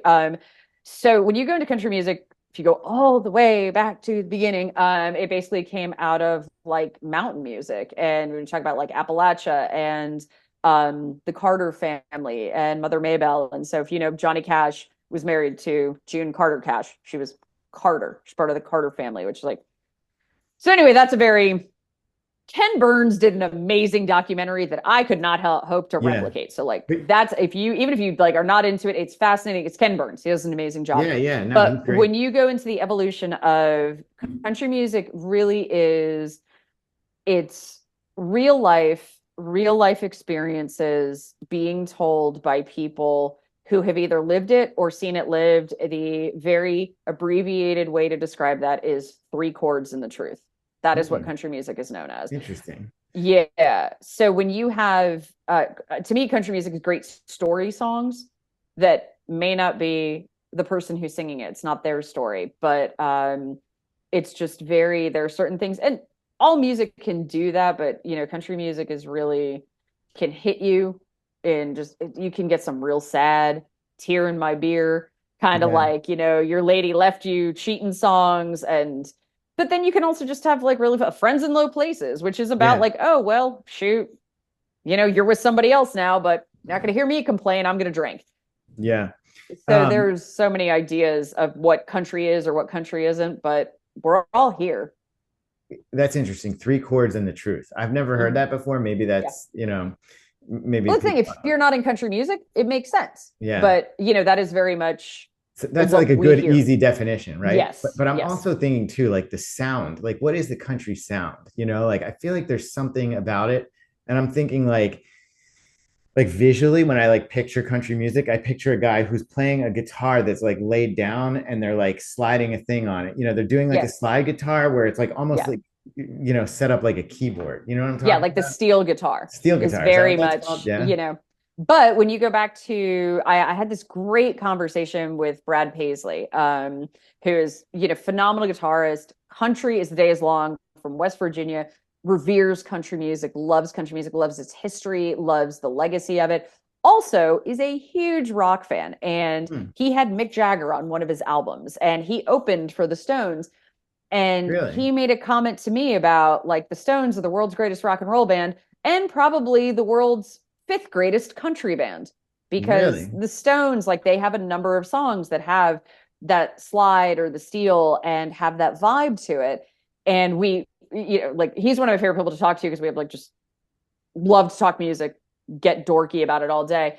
Yeah. But when you do have some of these artists who can kind of not even cross genres, it's just have an appreciation for it and appreciate, like you said, you hear maybe a steel guitar and you're like, I don't hear that in rock music, like what's being played on your radio or what you're pulling up on Spotify. So that might sound a little bit more country to you. Or I always go back to, if you watch Howard Stern's Private Parts, and they flip to the country station on him, and there's just this weird, almost howling music in the background, which is supposed to be like, wow, country music's terrible. And you're like, that could be your only association with it, is somebody wailing like that. But that was probably a hit somewhere. So I think that was sort of my, impression of country music. You know what? I want to just, as we're talking about this, I was thinking, and I want to just find this song. And it's actually, you brought up Bob Seger before. Mm-hmm. So it's a cover of a Bob Seger song. Hold on. I'm just going to play it. Do you know who Rick Van Meter is? Mm-mm. He must be a country guy, right? Oh. I think. Okay. So it's this guy, Kurt Van Meter. He sounds like a country song artist to me. He is playing Bob Seger's Turn the Page. You know that song, right? Mm-hmm. Okay. So listen to this.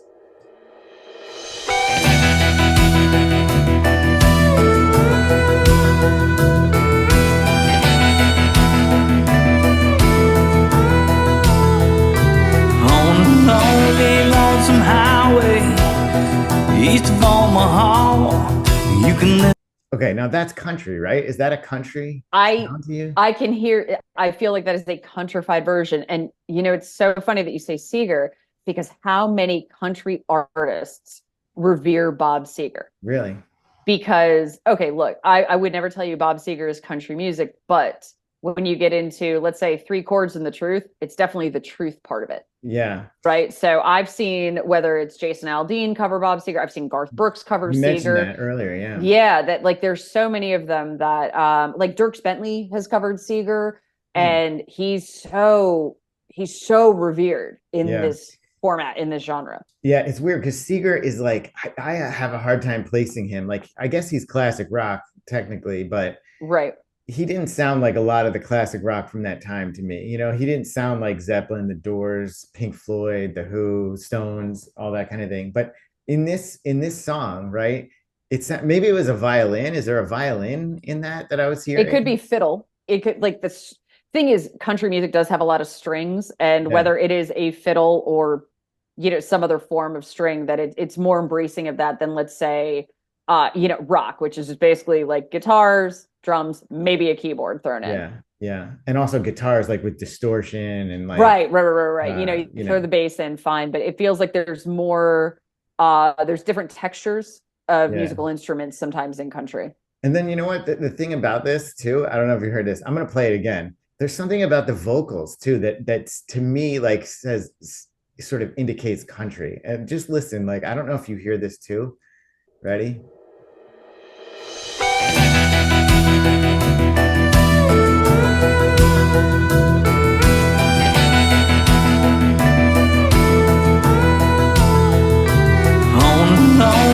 Did you hear that? What he did with his voice there, like on. There's a little bit of a like that drawl, or like, and it's not straight up drawl, but it's like the drawing of it out. Yeah, the way he does it is that when you elong. Yeah, is that like a thing of country? Is that like, to me it sound? I was like, sounds like a country song. And by the way, I actually really like the version. Yeah, of the song, you know, and that's the thing.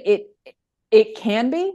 Right. That, you know, there are songs where I've thought, like, straight up, that's got a country influence in it. And I'm not saying it's ever been marketed to country. And then there's country songs that I've said to people, you know, you could push that to rock. So it's, you know, it's also interesting to me how many country artists now that they grew up without an era of, when I say gatekeeping, it's the, like, you only listen to country music, you only listen to rock music, you only listen to pop music, which, you know, at times radio especially was defined by that, right? Yeah. And so I remember being a kid and like, oh, you can't like New Kids on the Block and Anthrax, or, you know, you can't listen to Guns N' Roses, which I did. I had both records, that was right? You, yeah. But, you know, you can't listen to Guns N' Roses one day and like Backstreet the next, or whatever. Yeah. And Garth Brooks, like, you know, oh, you like Garth Brooks, but I felt like last year you were listening to Metallica. Well, I don't know why I can't listen to both of them. Yeah. And so these artists, because the younger ones coming up, didn't grow up with those kind of boundaries or frames or, you know, territories divided. So like there was one country artist I was talking to, his favorite band is Lamb of God. And I'm like, okay, did not expect that, bro. Like, I don't even know who that is. Who's Lamb of God? That's like metal. Like, really? I mean, like, they're called Lamb of God. I'm like, oh, okay. You know, and, you know, like they're talking about, a lot of them really like rap and hip hop. And so some of that is starting to make its way into influences. And so you have this blurring of lines and genres, and that's okay. Like, I like when artists experiment. I like when people play around with stuff. So I'm a big fan of evolution. I do too. I'm actually a big fan of like a different genre taking a song, you know, or covering a song from a different genre, right? Like this, like that to me seems like a country version of the Bob Seger song. And then I don't know if you've ever heard too, you're talking about Metallica. Metallica does a version of that same song. You ever hear their version of that song? Which is awesome. And like the whole, I think, what is it? A saxophone in the original, or maybe it's sax, like that part, they played with like a lead guitar, you know. Even like I think about like Sweet Dreams, you know, I think, is that the Eurythmics maybe did that originally. And then I always think of the Marilyn Manson version of that song, you know, which is so good. But so is the original, like, and yet it's the same song but two different songs. It's like an interpretation of it. I like that a lot. Another thing I was thinking too, as you're talking about this blurring, I noticed a lot in recent years that like there's been country bands, I've actually seen them covering like alternative rock songs. Like the one who I saw did it is Zach Brown. I think you brought him up earlier. Maybe you've talked to him. I know he's done Pearl Jam songs. And mainly Jeremy, I think, is the one that he's done. Actually, Zach did a song with Chris Cornell before he died. Oh, I was thinking he did a song with Soundgarden. Like, I'm on K-Rock, and I was like, I think it's Heavy as the Head. And I was like, that's it. And I was like, oh, you want me to play Zach Brown and Chris Cornell? This is a home run. Okay, let's do it. So it's funny you brought that up. That song, Jessica, to me almost sounds, that doesn't even sound like a country song.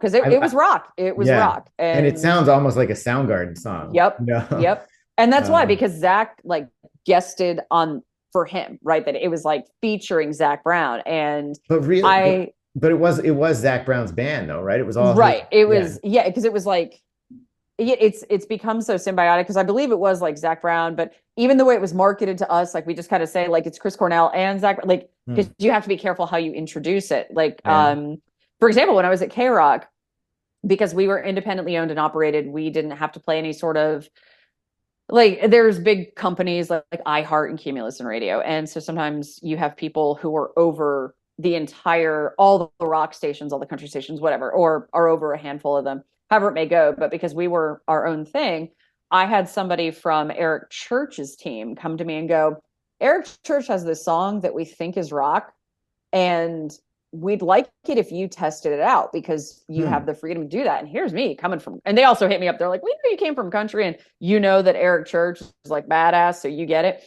And I was like, this is a no-brainer, because whereas people who listen to my station, we call them P1s, that were the first preset was K-Rock. I go, their second is country. Like, I know there's such a bleed over. And I was like, I will 100% play Eric Church. And I start playing it. And we got like 2 or 3 tweets of people being like, this isn't blah, blah, blah, blah. And then we got like 1 million people are like, are y'all playing Eric Church? And I'm like, yeah, I knew that was going to be the reaction, right? Yeah. So there's so many that because you have an Eric Church who is so has so much reverence for the country artists that, you know, he grew up loving, but also for his other influences. You know, it might be rock, it could be pop, whoever it is. It's straight up like these guys have all, you know, it's not just the young guys, but when you have an Eric Church, when you have a Garth who have been like, no, my influences were these guys too. And I'm okay saying that.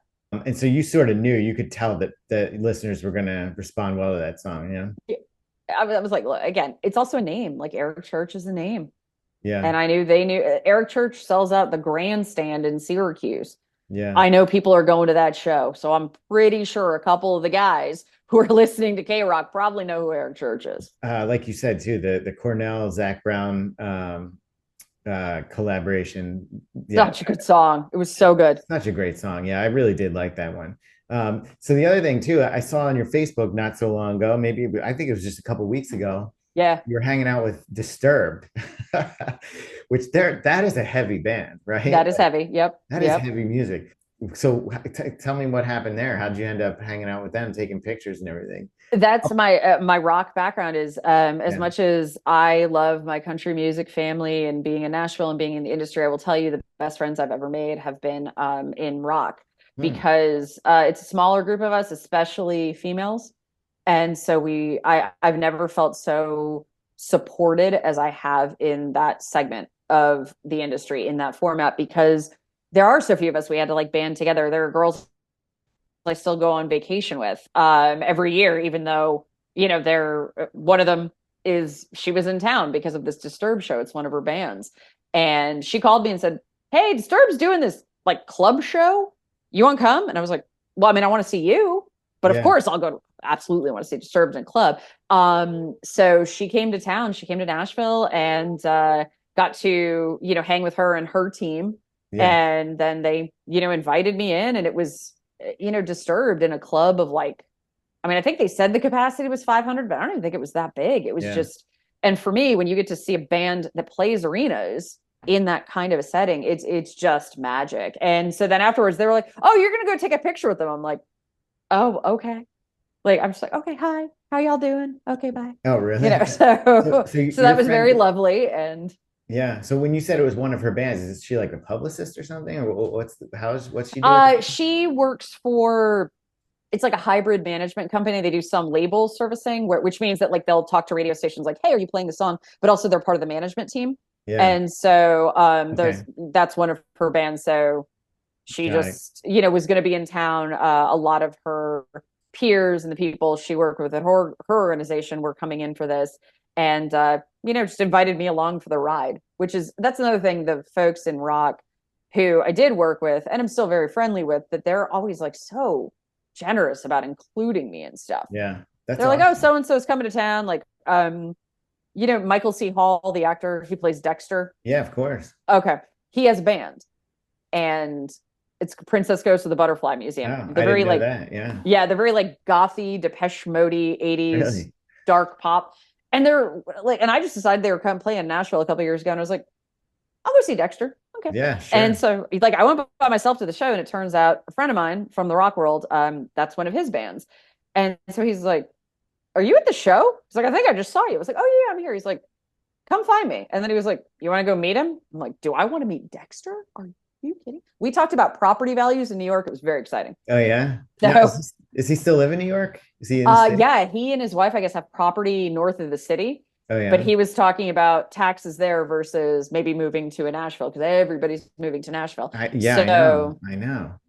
That city's exploding, isn't it? Yes, it Yeah. is. Mm-hmm. Hold on, I just want to show the picture here too, and I'll put it just there. You are with Disturbed, right? Look at Oh that.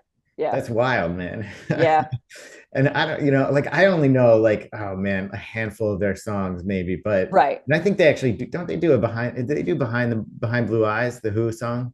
They do a version. They Or no? actually, that was Limp Bizkit that did that. Oh, that was They Limp do Sounds of Silence from yes, Simon yeah. Garfunkel. Yeah, Right, which is right. it's a great version. And Yes, David Drainman, who's the one throwing up the horns. that's right. the He horns. has an amazing voice. So they do stuff along those lines. But yeah, he's really good. And he's another one that when you think like Disturbed, like metal band, whatever, but he just went on this onstage rant about how great Taylor Swift is a couple weeks ago. Oh yeah. So I love that he has such appreciation for all Like, formats of music, yeah. all genres. Like he likes what he likes. And I feel that on a very real level. Yeah, that's cool. All right, let me ask you this. I meant to ask you sooner, and then the conversation just sort of went the way it went. But we got to talk about your name, Carsen. So right. we got to talk about where that came from. Obviously, it's in your branding. You got the logo. How did that name come about? God. Where did it come from? Okay, Andrew, this is the dumbest story I promise you will ever hear. This is so radio that I got hired by a station in Nashville, active rock, called The Buzz. I got hired because they had just fired a girl whose name was Jessica. So they were like, that's it. They were like, you need to come up with a different name because you're taking like her shift and we don't want people confusing you guys. Yeah. So a friend of mine went out.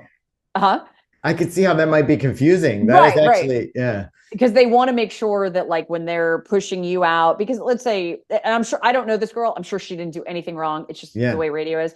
But let's say some client didn't like her, had an issue. They didn't want to be like, no, it's a different Jessica. Like you don't even want to get into that. Sure. So they were like, well, you need to find a new name and you need it by like Monday. Okay. So a friend of mine and I went out and we had some sushi and a lot of wine. And we were like, what's like a cool rock chick name? And at first it was like, I don't know, Carmen. Well, I don't know, like Carmen Electra. That's kind of like, maybe a little like, eh. And I was like, what about Carson? But like, instead of like Carson Daly, it was like Carson with an E. It's so dumb. It was so dumb. But it stuck. And here we are like so many years later. Many years later. What year was that roughly? I think it was either 04 or 05. Wow. It's been almost 20 years. Yeah. And it's so funny because the people who knew me before Carsen, that I still am friends with them. Like I have friends that I go that far back with, like here in Nashville, right? Like if I'm out, like, if I'm like, visiting you, I'm fine, call me Jessica all day. Or I'm out in LA seeing friends of ours. I'm like, it's Jessica. Yeah. But here in Nashville, there were people who knew me as Jessica when we met, and they still call me that. And it's my name. It's fine. But when we go out somewhere and let's say they run into a friend and they're like, oh, I just want to meet my friend Jessica. And it is so reactive, instinctive for me to be like, hi, I'm Carsen. And it's like, that's confusing and dumb. Really? And I'm like, hi. Yeah. And then I have friends who are like, well, would you prefer I call you that? I'm like, no, I'm sorry. It's just because that's how I've had to refer to myself in business situations for so long. Yeah. And I answered to the name Carsen, and I just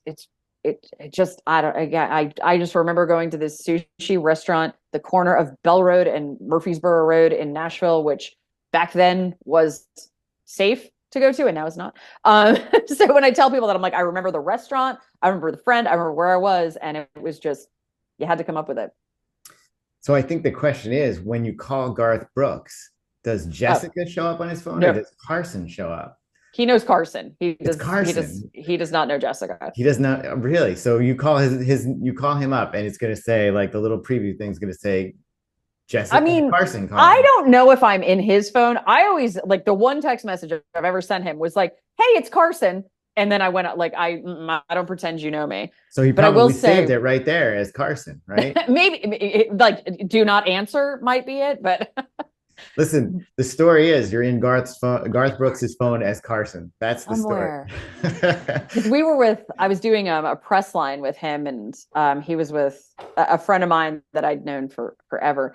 Garth actually bypassed him in the press line to come over to me, and he was like, gave me this big hug. Hey, honey, like it could not be lovelier to me, right? And then he's like, I'm sorry, man, just had to say hi to her. And he's like, no, I know Jess is the best. And he's like, Jess. And he's like, oh no, I just called you the wrong name. And he's like, wait, Carson's not your real name? And I'm like, who named their kid Carsen before like 1998? Like that, you know, like we weren't doing cool kids names before then. Yeah. That's so great. You know, I think you're sort of making me a fan of Garth Brooks right here, right now. That is my goal in life. Well, listen, let's wrap up there. This is such a great conversation. And thank you. I feel like have you ever told that story about how you got the name before? Because I was wondering about it. I don't think publicly. I think just like, you know, people have asked here and there, but otherwise, no, not in like a public podcast forum. For whatever reason, you might have had a boss, you know, once upon a time who told you that, you know, your last name was too long, or it was too bland, or we had someone else in the market, like, you know, oh, you're on in, you know, I don't know, Grand Rapids. And well, we had someone that was similar to that name. So you need to change it even though they're like, look, straight up. I remember trying to use like Jessica when I first started in radio, and they were like, well, what's your last name? I'm like 12 letters. Like, we're not using Humphreville like that. And they were like, oh, we need to come up with a fake last name. So I get it for somebody like that. But if you have someone who's just like, you know, oh, Jessica Brown, but you had somebody else in the market who was like, you know, whatever Brown, they're like, oh, why don't we change the last name to White? Yeah. Or even, exactly. Yeah. Humphreville's not bad either, though. That could be something, because that's like a unique name, you know? Yes. How many Humphreyvilles are out there? Do you know? There's occasionally I find them on Facebook. But there's a Humphreville reunion in England every 4 years because to bore you with family history, our last name is actually Humphreville, which is you, and then they put the H in front of it. And we were deeded land and or a castle in England by Richard. Not King Richard. Richard the Lionhearted.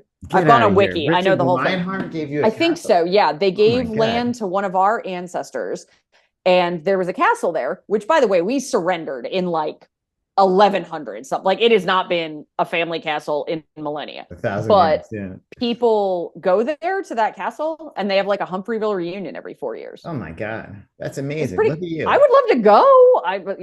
You got to get there. I think you got to get there before. There needs to be a concert happening that I want to go to. Stones, Def Leppard, Garth, somebody play over there. Come on, guys. Yeah, so let's go. All right, this was such a fun conversation. So thank you for letting me just talk. It's great. I love chatting.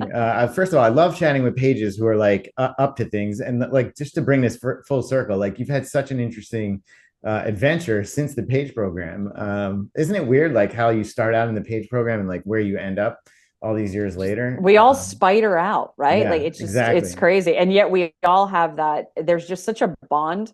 It's straight up like, oh, NBC Page, yep, that's my person. So Country with Carsen, and what time does that come on?